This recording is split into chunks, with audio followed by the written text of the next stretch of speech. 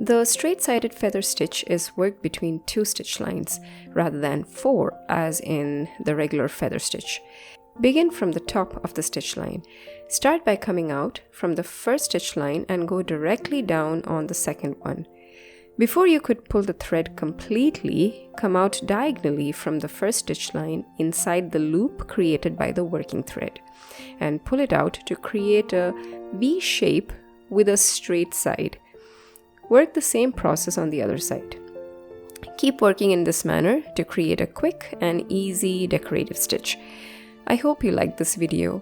Share it if you have learned something new and drop a comment. This is Sarah from Sarah's Hand Embroidery. Thank you for watching.